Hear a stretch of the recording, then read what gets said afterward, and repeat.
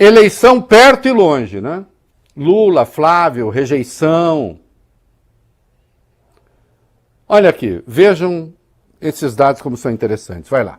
Reinaldo, esses dados importantes, esses dados existem quando se analisa o conhecimento, né? O que os eleitores têm do candidato, também o potencial do voto e a rejeição. Dizem que conhecem Lula e votariam nele, 43%. 54%, por sua vez, dizem conhecer e não votar. No caso... Muito bem. Só um minuto, tá, Arthur. 43 conhece e vota é um número alto. 54 dizem conhecer e não votar é ainda mais alto. O problema aí é que quando a gente vê isso, eu conheço e voto, com certeza parece um voto consolidado, um voto forte. Não, conheço e não voto. Só que o não votar vai desde não votar, de votar em outro, até se abster, até anular. E falta ali na hora H, porque quando afunila, né? Você vai comparar com o outro, né? Quem é que tá? É o segundo turno, mas quem é o outro é ainda pior? Eu vejo muita gente muitas vezes reclamar essa polarização, essa palavra imbecil. Polarização impede a pessoa de escolher quem ela gosta, na verdade ela acaba votando em quem ela não gosta. Assim é em todas as eleições democráticas. Né? A não ser que a gente tivesse para, sei lá, Deus como candidato. E ainda assim, hein, se for do Velho Testamento, vai bem, eu não voto. Sim. Porque ele é muito temperamental. Né? Muito chegadito a... O quê? Vai lá e fulmina. Às vezes fulmina a pessoa que só está lá se divertindo um pouco. Né? Não. Então, não. Então você também vota por comparação. Poderia ser muito ruim isso aqui para o Lula e muito bom para o Flávio, mas acontece que os números do Flávio também não são bons. Vamos lá, vai. No caso de Flávio, a rejeição dos que conhecem é de 55% e 34% dizem que conhecem e votariam. Então veja, a rejeição do Flávio também é muito alta, é mais alta, está empatada tecnicamente com a do Lula. E claro, ele tem menos adesão eleitoral. O Lula é desconhecido, acho, por 2%, o Flávio por 11%. Né? Então vamos lá, a rejeição do Tarcísio, agora vamos ver do Tarcísio, é menor, mas também é alta. O quê? Vai lá, Valibene. Rejeição a Tarcísio é menor, mas também é alta. 43% dizem conhecê-lo e não votar nele. 26% afirmam conhecer e votar. Alguma vantagem para ele? Apenas 3% dizem não conhecer Lula e 11% afirmam o mesmo sobre Flávio. No caso de Tarcísio, esse índice chega a 31%. Então aqui tem um conceito que alguns pesquisólogos, a meu ver, usam de uma maneira que me parece um tantinho equivocada, que é assim, fala o potencial de voto. Como o cara é desconhecido, então ele poderia crescer. Mas não se conta com a possibilidade de ele passar a ser conhecido também, ou vai bem, e as pessoas passarem a rejeitar, né? Não é mesmo? Então conhece e rejeitam. Sim, não, o Tarcísio poderia crescer, porque veja, 31% não conhecem. Sim, mas ele já tem uma rejeição muito alta, então, para quem conhece. Quem diz que esses 31 conhecendo vão aderir? Porque muita gente faz um raciocínio tonto, pega esses 31 e soma. Não pode ser somado.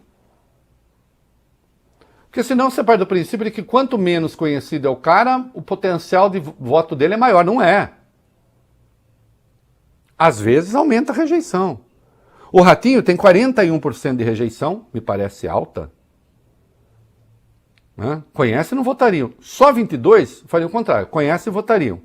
Mas é desconhecido por 37%. Então aí você fala, a hora que ele for conhecido... Bom, a hora que ele for conhecido pode ser que não gostem. A ser assim, dos nomes maiores, o Caiado poderia estar numa situação melhor. 51% não sabe quem ele é. Agora, 36% dizem saber e não votar. É muito alto, dado então aqueles que conhecem. E sabem quem ele é e votam 13%. Zema, 52, desconhecido, 36, 52 não conhecem, 36 o conhecem e não votariam, e só 12 poderiam fazê-lo. Então, por aqui,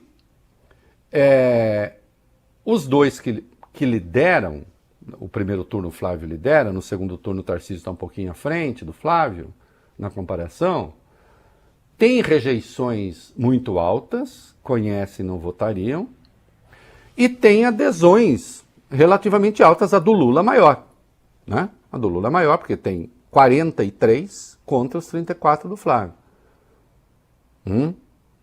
Mas isso aqui anima a turma, anima o tarcisismo. Olha aí, se ele fosse conhecido, daria.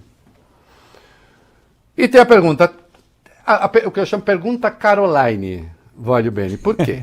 Pergunta Caroline. Do Poltergeist. Medo do Poltergeist. Eu tenho medo! Venha para a luz, Caroline! Eu tenho medo! Paradigma Caroline e Regina Duarte. Quem tem medo do quê? O que tem? A pesquisa também quis saber, Reinaldo, de quem o eleitorado tem mais medo. 46% dizem ter mais medo de Bolsonaro do que Lula e 40% temem mais o atual presidente do que o ex. Então, 46, tem mais medo do Bolsonaro do que do Lula.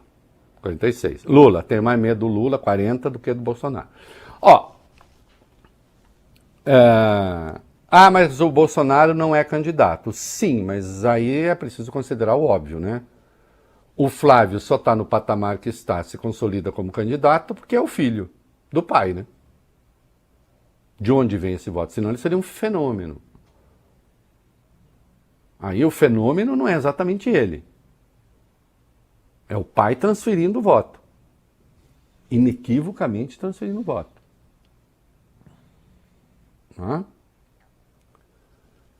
Então, a hora do medo...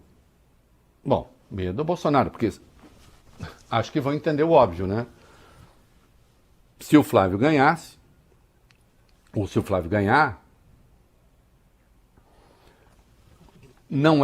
pode não ser o governo de Bolsonaro, mas é o governo de um Bolsonaro.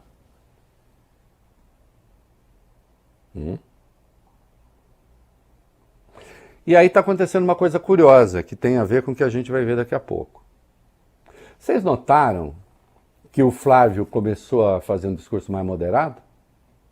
Notaram, né? Ele próprio falou que ele é um bolsonarista mais moderado, uma coisa mais devagar. E quem é que passou a fazer um discurso ainda mais radicalizado? O Tarcísio.